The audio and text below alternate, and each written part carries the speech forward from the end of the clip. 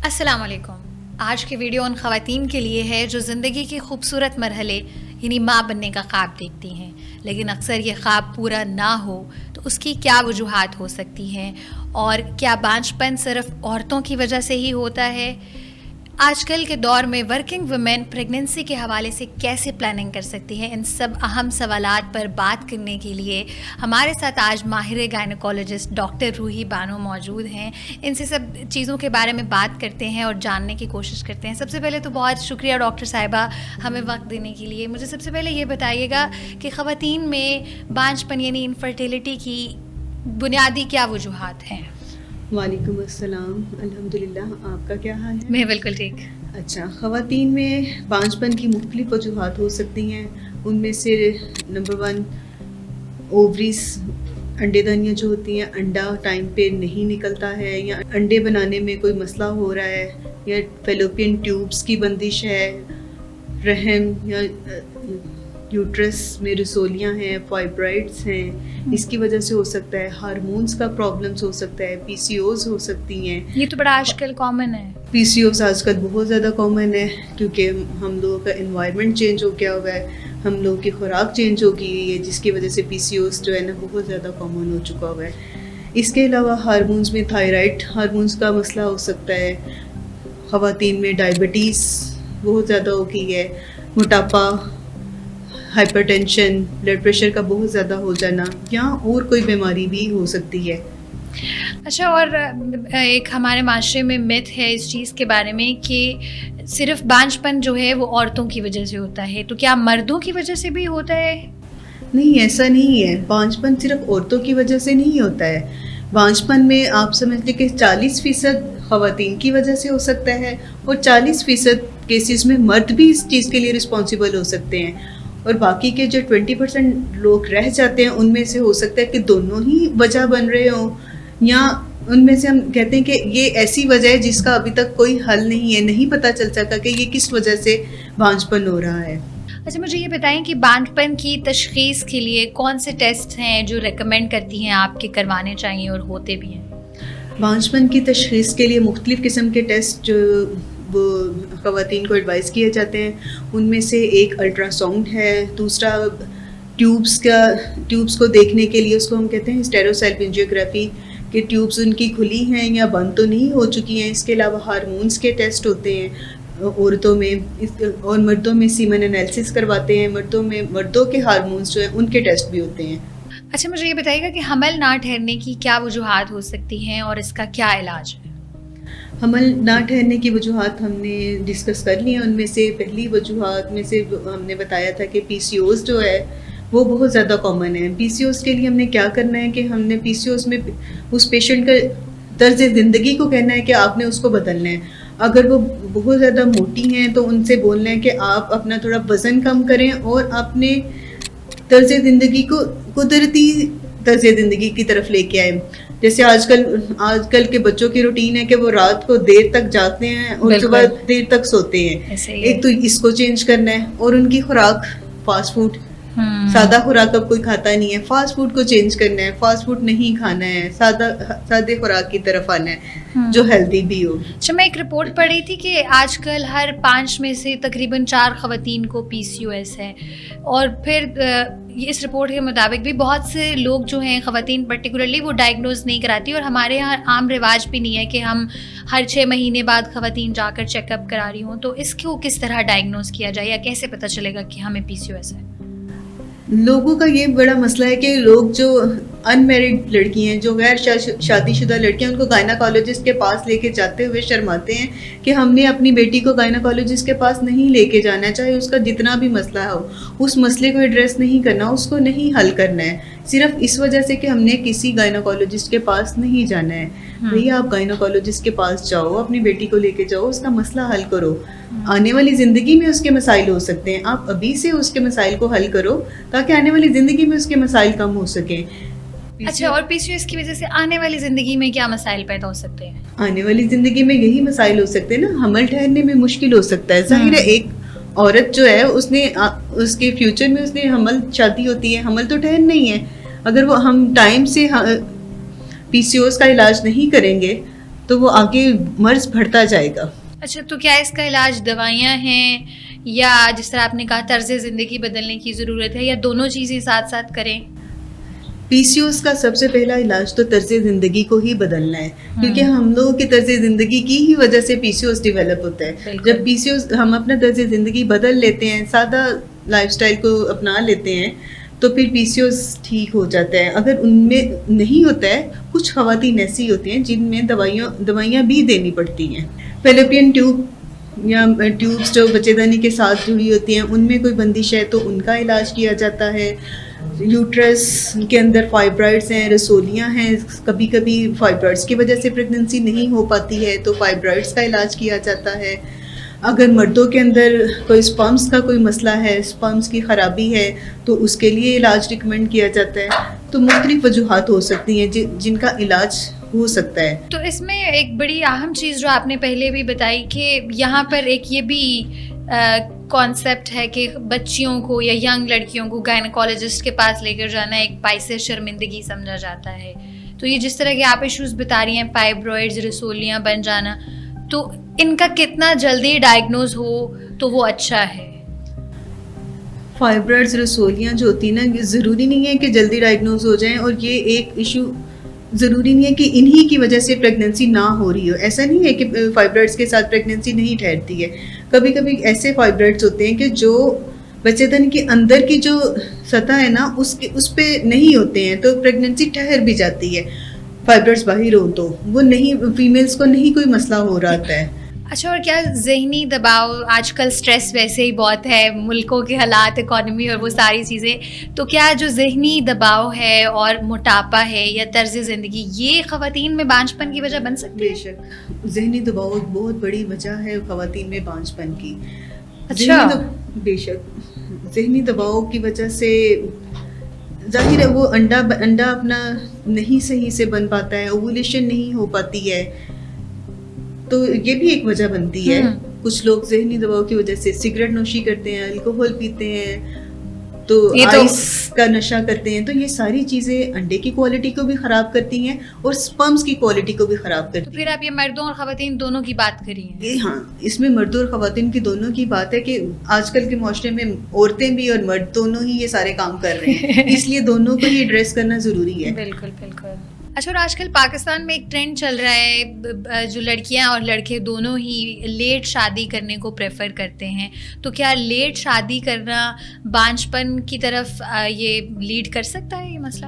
جی ہاں، لیٹ شادیاں بھی ایک وجہ ہے بانجھ پن کی، کیونکہ خواتین میں 35 سال کی عمر کے بعد جو انڈے کی کوالٹی ہے، ایک تو انڈے کی مقدار بھی کم ہو جاتی ہے اور کوالٹی بھی خراب ہو جاتی ہے. تو لیٹ شادیوں کی وجہ سے بانجھ پن زیادہ ہو جاتا ہے. کیا مردوں میں یا بس خواتین میں؟ مردوں کا کیا ہے؟ مردوں کی بھی جو سپرم کوالٹی ہے وہ 40 ایئرس کی ایج کے بعد، 40 سال کے بعد کوالٹی کم ہو جاتی ہے.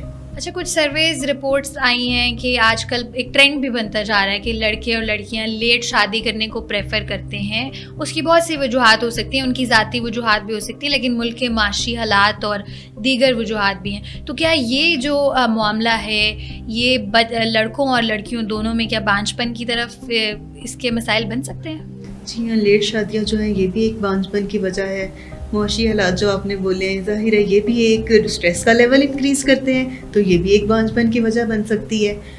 ویسے بھی 35 سال کے بعد خواتین میں جو انڈا بننا اس کی مقدار کم ہو جاتی ہے، انڈے کی کوالٹی جو ہے وہ متاثر ہو جاتی ہیں، تو ایک وجہ بن جاتی ہے بانجھ پن کی یہ. دوسری طرف جب مرد حضرات کی بھی لیٹ شادیاں ہوتی ہیں، اسپیشلی اگر 40 سال کی عمر کے بعد ہوتی ہیں، تو سپرم کی کوالٹی جو ہے وہ تھوڑی سی متاثر ہو جاتی ہے، تو وہ بھی ایک بانجھ پن کی وجہ ہو سکتی ہے. آج کل کے دور میں جدت بہت آ گئی ہے، اور یہ لیٹ شادیوں کے ٹرینڈ کی وجہ سے ہم نئے نئے طریقے دیکھ رہے ہیں. IVF کے ذریعے بچے پیدا کرنے کی کوشش کی جاتی ہے. تو کیا یہ محفوظ عمل ہے اور یہ کتنا مؤثر ہے؟ جی ہاں، IVF ایک محفوظ اور مؤثر طریقہ علاج ہے، اور بہت سارے لوگ جو لیٹ میرجز کر رہے ہیں وہ اس کو اپناتے ہیں. کچھ لوگ ایسے بھی ہیں کہ جو اپنے انڈے پہلے سے ہی محفوظ کروا لیتے ہیں. آج کل تو اتنی زیادہ جدت آ گئی ہے کہ لوگوں کے اندر اویئرنیس بھی کافی زیادہ ہو گئی ہے.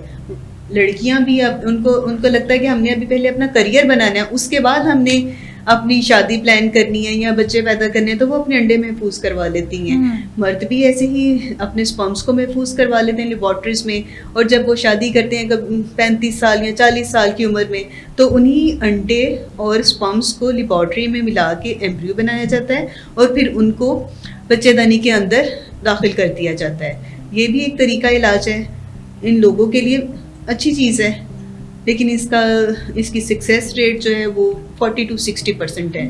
ڈپینڈ کرتی ہے سکسیس ریٹ یا کہ کتنا یہ علاج مؤثر ہو سکتا ہے, کہ پیشنٹ یا خاتون کی صحت کیسی ہے, اچھی صحت میں ہے, اس کی خوراک کیسی ہے, وہ کس انوائرمنٹ میں رہ رہی ہے, یہ ساری چیزیں اس کے اوپر. تو کیا پاکستان میں یہ ٹرینڈ ہے, ابھی آ گیا ہے, آپ کیا سمجھتی ہیں؟ کافی حد تک پاکستان میں بھی یہ ٹرینڈ آ گیا ہوا ہے. پہلے تو باہر کے ممالک میں آئی وی ایف بڑا زیادہ ہوتا تھا, اب پاکستان میں بھی بہت سارے ادارے ہیں جہاں پہ آئی وی ایف ہو رہا ہے. تو ایز اے ڈاکٹر آپ کیا سمجھتی ہیں کہ کیا یہ اچھا طریقہ ہے یا مطلب اچھا طریقہ تو ظاہر ہے جو اللہ تعالیٰ نے ایک طریقہ بنایا وہی اچھا طریقہ ہے, لیکن ان لوگوں کے لیے جہاں پہ نہیں ہو سکتا ہے, جہاں پہ وہ لوگ اتنے سالوں سے کوشش کر رہے ہیں بچہ پیدا کرنے کی یا حمل نہیں ٹھہر رہا ہے, بہت سارے پرابلمس ہیں, تو ان کے لیے یہ ایک رحمت ہی ہے اللہ کی طرف سے کہ اگر کوئی علاج ہو سکتا ہے تو پھر اس کو ضرور اپنانا چاہیے. اچھا, اور آپ کیا مشورہ دیں گی ینگ ویمن کو جن کی شادیاں ہونی ہیں ایز اے گائنوکالوجسٹ, کہ انہیں کون سی ڈائٹ کرنی چاہیے یا ان کو اپنی ڈیلی لائف میں کتنی ایکسرسائز یا کیا چیزیں کرنی چاہیے جو مستقبل میں جا کر وہ بانجھ پن کے مسائل ان کو نہ ہو سکے؟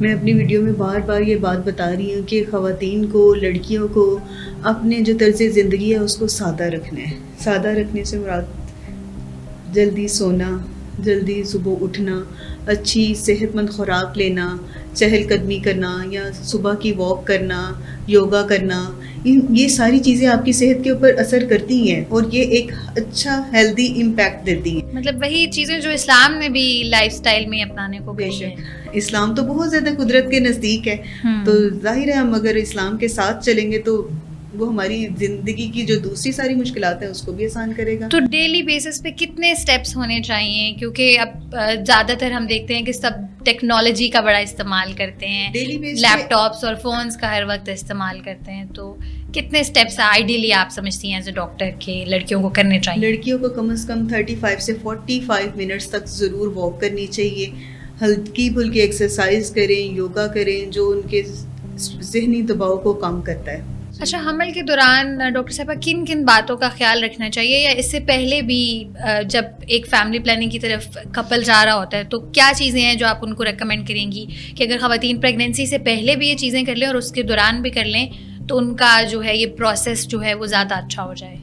جو خواتین یا مرد پریگنینسی پلان کرتے ہیں, حمل کرنا چاہتے ہیں, تو ان کو خواتین کو چاہیے کہ کم از کم 3 مہینے پہلے فولک ایسڈ لینا شروع کر دیں. یہ کیا ہوتا ہے؟ فولک ایسڈ ایک وائٹامن ہے جو جس کی وجہ اگر اس کی کمی ہو خاتون کے اندر تو ہونے والے بچے کے اندر جسمانی طور پہ نقص ہو سکتے ہیں. اس لیے فولک ایسڈ پہلے سے شروع کر لینا چاہیے, at least 3 months before the pregnancy.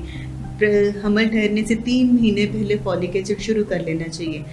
اور حمل جو ہے یہ ایک قدرتی عمل ہے, یہ کوئی بیماری نہیں ہے کہ جس کی وجہ سے آپ نے بستر پہ لگ کے بیٹھ جانا ہے, صرف 9 مہینے صرف آرام کرنا ہے اور کچھ نہیں کرنا. آپ حمل کے دوران اپنی ڈیلی لائف کو, جو آپ کی روزانہ کی زندگی ہے, اس کو جاری رکھ سکتے ہیں.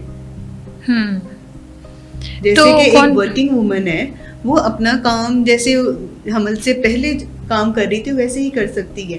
بہت سارے جو حمل ہوتے ہیں وہ بالکل ٹھیک نارمل چل رہے ہوتے ہیں. کچھ ایسے ہائی رسک پیشنٹ ہوتے ہیں کہ جن میں ریسٹ کی ضرورت ہوتی ہے, جن میں ایک ڈاکٹر ایڈوائز کرتی ہے کہ جی انہوں نے ریسٹ کرنا ہے. وہ صرف کچھ حمل ایسے ہوتے ہیں, سارے حمل ایسے نہیں ہوتے ہیں. بالکل ٹھیک. تو خواتین کو حمل کے دوران کون سی خوراک ہے جو کھانی چاہیے تاکہ وہ بھی صحت مند رہیں اور ان کا پیدا ہونے والا بچہ بھی؟ خواتین کو اپنی خوراک کے اوپر خاص دھیان دینا چاہیے.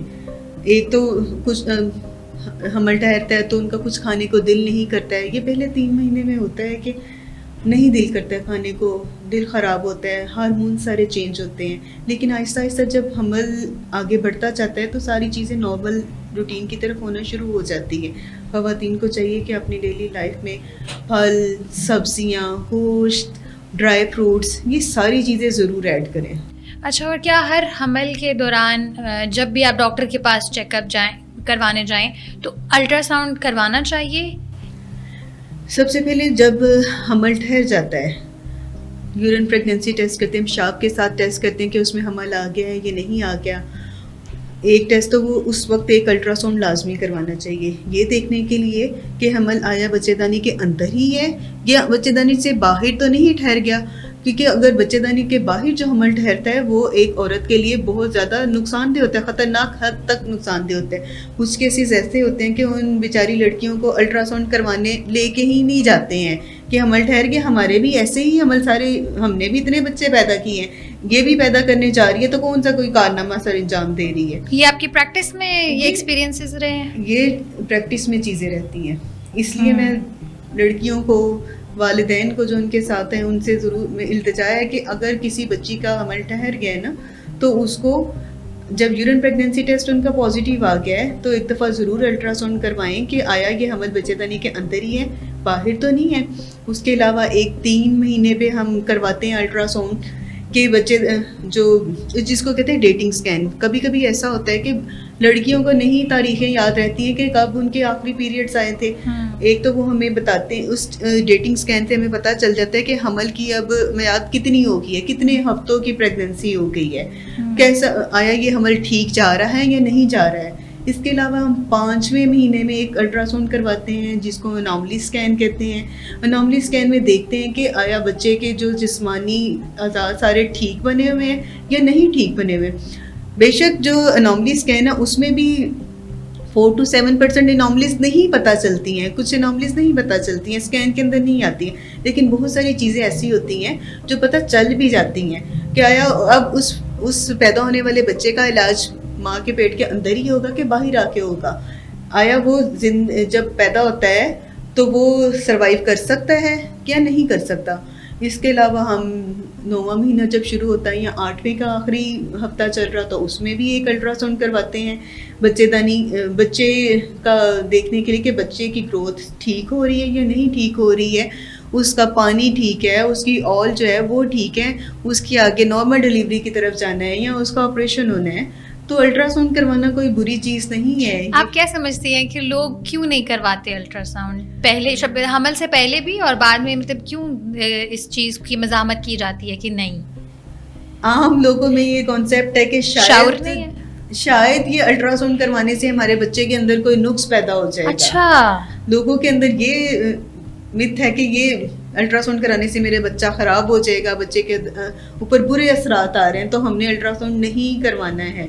मैं ये नहीं कह रही कि हर रोज़ जाके आप अल्ट्रासाउंड करवाएं या वीकली बेस पे अल्ट्रासाउंड करवाएं, लेकिन जो रिकमेंड किया गया है, जो रिकमेंडेड जो मैंने अभी आपको बताया वो वाले कम से कम एक हमल में कम से कम 3 अल्ट्रासाउंड तो होने चाहिए। अच्छा, एक और चीज़ मेरे जहन में आ रही है कि जब भी ख़वातीन का हमल ठहरता है तो कहा जाता है कि आप मतलब एक्सरसाइज ना करें या कोई सीढ़ियाँ वगैरह ना चढ़ें, तो क्या इन चीज़ों से कोई नुकसान है या इसका कोई फ़ायदा है, या आप क्या समझते हैं इस बारे में?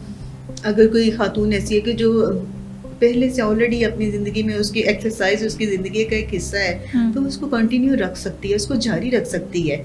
मैं ये नहीं कह रही कि बहुत उछल कूद वाली एक्सरसाइज करें या हैवी वेट लिफ्टिंग करें, जो हल्की फुल्की सी एक्सरसाइजेस या वर्जिश वो कर रही हैं, वॉक कर रही हैं, वर्जिश कर रही हैं, वो उसको जारी रख सकती हैं। सिर्फ कुछ ऐसे हमल होते हैं जिसमें वर्जिश नहीं करनी है या रेस्ट की ज़रूरत, जो मैंने पहले भी बताया, जिनमें रेस्ट की ज़रूरत है, वरना आम तौर पे हमल कुछ नहीं कहता है, आप हल्की फुल्की एक्सरसाइज वर्जिश कर सकते हैं। और हम ये किस महीने तक की बात कर रहे हैं, क्या मतलब 8वें महीने 9 महीने, मतलब ये वाले तो क्रिटिकल टाइम पीरियड है, तो इसमें भी करना चाहिए क्या? 8वें और 9वें महीने में तो आपको खास तौर पे एक्सरसाइज वॉक के ऊपर ध्यान देना चाहिए। वो क्यों? क्योंकि लोग कहते हैं कि हमने नॉर्मल डिलीवरी करानी है।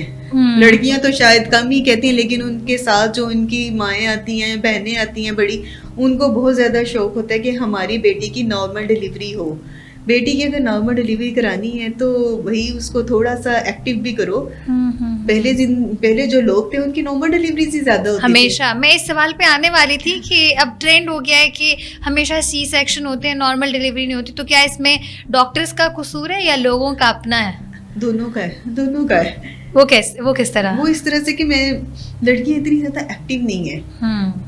لڑکیوں کو جب حمل ٹھہر جاتا ہے تو ان کو لگتا ہے کہ شاید کوئی بیماری ہوگی, اس میں نے کچھ کرنا ہی نہیں ہے. 9واں مہینہ جب شروع ہو جاتا ہے تب خاص طور پہ لڑکیوں کو چاہیے کہ واک کریں تاکہ ان کے بیبی کا ہیڈ فکس ہو, ان کی پوزیشن ٹھیک ہو, نارمل ڈیلیوری کے چانسز بڑھے. تو آپ یہ سی سیکشن اس لیے نہیں ہو رہے کہ سی سیکشن زیادہ اس لیے ہوتے ہیں کہ خواتین ایکٹیو نہیں ہیں, یہ ایک بہت بڑی ریزن ہے. تو اس کو ہم کس طرح معاشرے میں, آپ کیا سمجھتی ہیں ڈاکٹر کے طور پہ آپ خواتین کو کیا پیغام دینا چاہیں گی اس حوالے سے؟ ایز اے ڈاکٹر میں کہوں گی کہ جب آپ اپنی گائنیکولوجسٹ کے پاس جاتے ہیں تو اس سے ضرور پوچھیں کہ کون سی ایسی چیزیں ہیں کہ جس سے نارمل ڈیلیوری کے چانسز زیادہ ہو جائیں گے, کہ سیکشن کی طرف کم جائے. کچھ کیسز میں سیکشن ضروری ہوتے ہیں, کرنا پڑتا ہے. کچھ فیٹس کی, بچے کی یا مدر کی ایسی کنڈیشنز ہوتی ہیں جس میں کرنا پڑتا ہے. لیکن جو خواتین بھی ہیلدی ہیں, ان کا بیبی بھی ٹھیک ہے, تو اس میں ان عورتوں کو, خواتین کو ضرور اپنی ڈاکٹر سے گائیڈ لائنس یا ہدایات لینی چاہیے کہ کیسے طریقے ہیں, کون سے طریقے ہیں جن کے ساتھ نارمل ڈیلیوری کے چانسز. اچھا, آپ نے مجھے ایک بڑی چیز سکھا دی, ورنہ میں ہمیشہ سمجھتی تھی کہ شاید اس کا تعلق ڈاکٹرز کے ساتھ ہے کہ وہ شاید کرنا نہیں چاہتے تو اس لیے زیادہ جو ہیں سی سیکشنز ہوتے ہیں. تو اب مجھے یہ بتائیے گا کہ آپ نے ایکسرسائز والی بات بڑی امپورٹنٹ کی ہے, تو کیا اس میں خوراک کا بھی رول ہوتا ہے کہ نارمل ڈیلیوریز اب کے دور میں ہم بہت کم سنتے ہیں کہ ہو رہی ہیں, ہمیشہ ہمیں سی سیکشن کی طرف جانا پڑتا ہے؟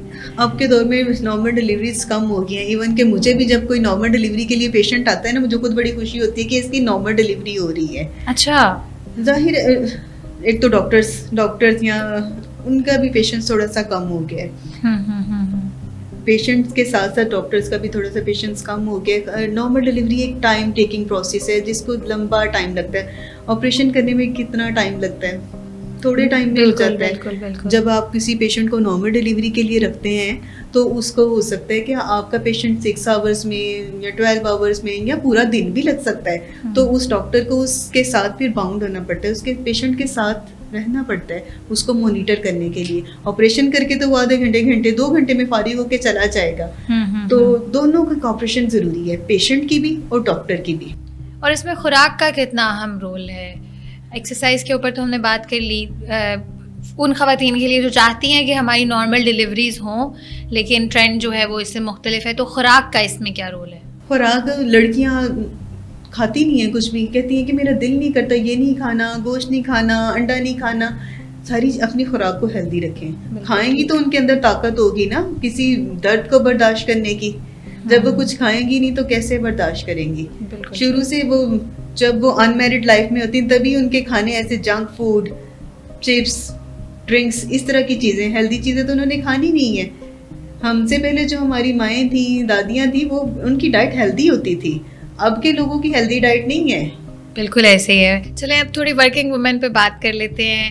اچھا ہے کہ اب ٹرینڈس چینج ہو رہے ہیں اور خواتین جو ہیں وہ کام پہ بھی فوکس کر رہی ہیں اور گھریلو معاملات بھی ساتھ ساتھ دیکھ رہی ہیں, لیکن اس سب میں خواتین کو ایز اے ڈاکٹر آپ کیا سمجھتی ہیں کہ کس طرح حمل کی منصوبہ بندی کرنی چاہیے اور وہ کون سے اقدامات ہیں وہ لیں تو ان کی زندگی جو ہے شادی کے بعد مزید بہتر ہو سکتی ہے؟ ورکنگ وومنس کا ایک مسئلہ یہ ہے کہ ان کو اپنے گھر کو بھی سارا مینیج کرنا ہوتا ہے, اپنے آفس کو یا ورکنگ پلیس جہاں پہ وہ کام کر رہی ہیں وہاں پہ بھی مینیج کرنا ہے.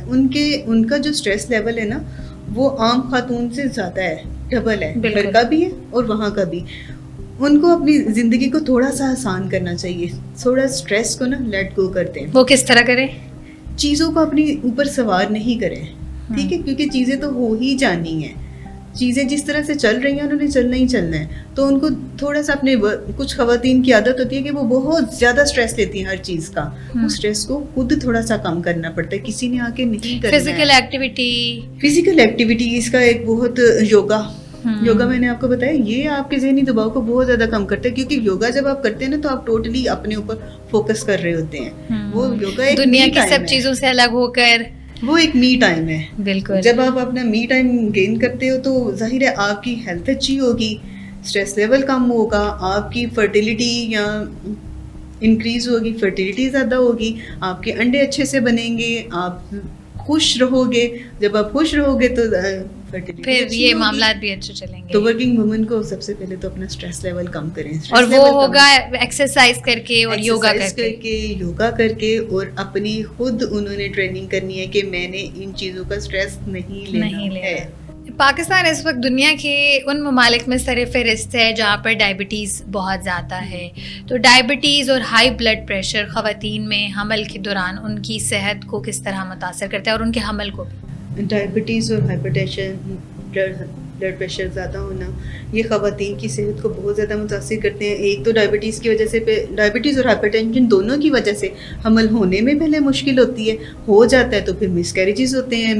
اگر مس کیریجز نہیں ہوتے تو آگے فردر کمپلیکیشنز ہونا شروع ہو جاتی ہیں, جو ان بیماریوں کی اپنی کمپلیکیشنز ہیں. ڈائبٹیز کی اپنی کمپلیکیشن ہے اور ہائپر ٹینشن کی اپنی کمپلیکیشنز ہو جاتی ہیں. تو حمل ٹھہرنے سے پہلے ہی خواتین کو چاہیے کہ اپنی جو شوگر ہے ان کو, شوگر لیولز کو ٹھیک کریں, ڈائبٹیز کا ایک اچھا علاج کروائیں, اچھے اپنے میڈیکل فزیشین سے ڈائبٹیز کنٹرول کروائیں, ہائپر ٹینشن والے پیشنٹ فزیشین کے پاس جائیں, اپنا بلڈ پریشر کنٹرول کروائیں. اس کے علاوہ اگر کوئی اور بیماری ہے جو حمل کو متاثر کر سکتی ہے, حمل تھائرائڈ, تو مطلب اپنی بیماریوں کو پہلے نارمل لیول پہ لے کے آئیں تاکہ وہ ایک عام انسان کی طرح حمل کے پروسیس سے گزر سکے. بالکل ٹھیک ہے. ابھی آپ نے مس کیریج کی بات کی, تو اسقاط حمل کے دوران اگر یہ ہو جائے تو اس کے بعد کتنی دیر کا جو ہے وقفہ لینا چاہیے اگلے حمل کی پلاننگ کرنے کے لیے؟ ویسے تو جو ایک خاتون کا سائیکل ہے وہ اس اسقاط حمل کے بعد 3 ہفتوں کے بعد دوبارہ سے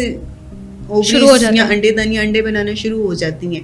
لیکن اگر مس کیریج کے دوران کوئی بلیڈنگ ہو جاتی ہے, بہت زیادہ بلیڈنگ ہو جاتی ہے یا کچھ اور ہو جاتا ہے, تو عورت کی صحت اپنی جو ہے نا تھوڑی سی خراب ہو جاتی ہے. تو اتنا سا ویٹ کر لینا چاہیے کہ وہ پہلے خود اس قابل ہو جائیں, اس کی صحت اچھی ہو جائے تو وہ اگلے پھر حمل کی طرف جائیں, بجائے اس کے کہ ابھی ایک حمل سے وہ فارغ ہوئی ہے, مس کیریج ہو گیا ہے, اس کی ابھی جو اثرات ختم نہیں ہوئے ہیں, مطلب اس کی صحت اچھی نہیں ہے اور وہ اگلا حمل کر لے گی, پھر اس کے بھی دوبارہ سے مس کیریج ہونے کے زیادہ چانسز ہو جاتے ہیں. ایک مس کیریج ہونے کے بعد اگلی دفعہ مس کیریج کا رسک بڑھ جاتا ہے. اچھا, ایک مس کیریج ہونے کی وجہ سے دوسری بار بڑھ جاتا ہے. تو اس میں ایک دفعہ جب مس کیریج ہو جاتا ہے نا تو اس کا ایک رسک فیکٹر انکریز ہو گیا کہ اس پیشنٹ میں پہلے بھی مس کیریج ہوا تھا, تو دوبارہ بھی اسقاط حمل ہو سکتا ہے.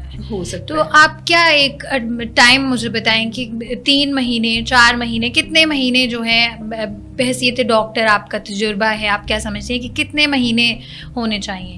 کیونکہ رسک آپ نے کہا زیادہ بڑھ جاتا ہے. رسک تو بڑھ جاتا ہے اسقاط حمل کا. جیسے میں نے بھی بتایا کہ اگر ایک صحت مند خاتون ہے, نہیں اس کو اس مس کیریج نے نہیں اس کی صحت کو اتنا زیادہ خراب کیا تو وہ نیکسٹ سائیکل میں بھی حمل ٹھہر سکتا ہے, ورنہ کم از کم 3 to 6 months جو ویٹ کر لینا چاہیے. تو 3 سے 6 مہینے آپ کہہ رہی ہیں کہ اتنا ہونا چاہیے, ویٹ کر لینا چاہیے اگلے حمل کے لیے. بالکل ٹھیک. آج کل ایک ٹرینڈ چل رہا ہے کہ خواتین جو ہیں ادویات استعمال کرتی ہیں اور ہارمون تھراپی بھی چل رہی ہے, تو اس کی وجہ سے کیا حمل کے چانسز بڑھ جاتے ہیں؟ ہمارے معاشرے کا جو ایک ڈرا بیک ہے نا وہ یہ ہے کہ لڑکی کی شادی ہوتی ہے تو گھر والوں کا اور خاندان کا پریشر ہوتا ہے کہ شادی ہوئی تو اگلے دن ہی حمل ٹھہر جائے. بھئی ایسا کیسے پاسبل ہو سکتا ہے؟ ایک عورت کا 1 مہینے کا سائیکل ہوتا ہے اور اس میں ایک ہی دفعہ حمل ہونے کے چانس ہوتے ہیں, پورے مہینے میں حمل نہیں ٹھہرتا ہے. ٹھیک ہے, کم از کم ان کو 6 مہینے سے 1 سال تک انتظار کرنا چاہیے کہ قدرتی طور پر حمل ٹھہر جائے. اگر نہیں ٹھہرتا تو تب ضرور اپنے ڈاکٹر سے رجوع کرنا چاہیے. کچھ پیشنٹس میں ایسے مسائل ہوتے ہیں کہ جیسے اس کا انڈا نہیں بن رہا ہے تو اس کے لیے ہارمونل تھراپی دی جاتی ہے, جس کے ساتھ اس کے انڈے کا سائز ٹھیک سے بن جاتا ہے, اس کے انڈے کا انڈا خارج ہو جاتا ہے. ان کیسز میں حمل کے چانسز بڑھ جاتے ہیں. اچھا ڈاکٹر صاحبہ, ہمارے معاشرے میں بانجھ پن کو بدنامی سمجھا جاتا ہے اور عورتوں کے لیے اس کے ساتھ بہت سے مسائل آتے ہیں, طلاقیں ہو جاتی ہیں اور پتہ نہیں کیا کیا. تو اس سوچ کے بارے میں آپ کیا کہیں گی؟ بانجھ پن ہمارے معاشرے میں بے شک ایک بدنامی کا نشان سمجھا جاتا ہے, لیکن اس ٹرینڈ کو ہم لوگوں نے بدلنا ہے. ہم لوگوں نے, پڑھے لکھے لوگوں نے بدلنا ہے. ہم لوگوں نے ہمارے پاس آنے والے جو لوگ ہوتے ہیں, ہم پیشنٹس ہوتے ہیں, ہم لوگوں نے ان کی کاؤنسلنگ کرنی ہے کہ بانجھ پن جو ہے وہ ایک بدنامی نہیں ہے. اس میں کسی کا بھی اپنا تو کوئی رول نہیں, اپنا تو دوش نہیں ہے کہ وہ حمل ٹھہر جائے, یا کوئی بھی نہیں انسان چاہے گا کہ وہ بانجھ ہو. اللہ تعالیٰ نے سب کو بنایا ہے तो कोई भी नहीं इंसान चाहेगा. लेकिन इसलिए इस सोच इसको- को किस तरह से जो है वो बदला जा सकता है? सोच को मैंने बताया ना, आपने और मैंने चेंज करना है, बिल्कुल. पढ़े लिखे लोगों ने चेंज करना है. ये हम लोगों ने अपने जो बड़े हैं जो इस तरह की सोच रखते हैं, हम लोगों ने उनकी काउंसलिंग करनी है. लेकिन और शादी को सिर्फ पाकिस्तान में जनरली सिर्फ ये कंसिडर किया जाता है कि शादी सिर्फ इसलिए की जा रही है, पार्टनरशिप के तौर पे नहीं देखा जाता दो लोगों की. ये ट्रेंड मुझे लगता है कि पाकिस्तान में ही ज़्यादा है कि शादी सिर्फ बच्चे पैदा करने के लिए की जाती है, पार्टनरशिप के लिए नहीं है. आपने देखा होगा बहुत सारे ममालिक में बहुत सारे लोगों के नहीं बच्चे होते लेकिन वो खुश होते हैं. बच्चे ही सिर्फ खुशी की रीज़न नहीं है. बिल्कुल खुद बिल्कुल. एक दूसरे के साथ जो अच्छा टाइम स्पेंड करते हो, अच्छी जिंदगी गुजार रहे हो, वो आपकी खुशी की रीज़न है.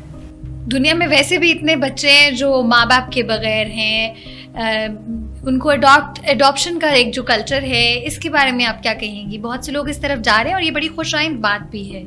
अडॉप्शन का कल्चर बहुत अच्छी बात है कि वो बहुत सारे लोग जो बच्चे हैं जिनको अच्छा तर्ज ज़िंदगी नहीं मिल रहा है, तो ये उनके लिए एक बहुत अच्छा चांस होता है कि उनको अगर कोई ऐसा कपल है कि वो जो अफोर्ड कर सकता है लेकिन अल्लाह की तरफ से उनको नहीं वो कोई बच्चा मिला है, तो ये उन बच्चों के लिए एक अच्छी बात है कि उनमें से किसी को अडॉप्ट कर लें. उनको एक इंसान की आप परवरिश करोगे, क्योंकि लाखों की तादाद में यतीम मस्कीन बच्चे हैं. आप किसी की ज़िंदगी बेहतर बनाकर नेकी भी कर सकते नेकी भी हैं कमा लोगे और वो और आपको एक बच्चा भी मिल जाएगा. आपकी जिंदगी में आपको एक बच्चा मिल जाएगा जो आपके बुढ़ापे का सहारा बन जाएगा, आपकी आखिरत संवर जाएगी बिल्कुल बिल्कुल. और एक बच्चे की जिंदगी संवर जाएगी.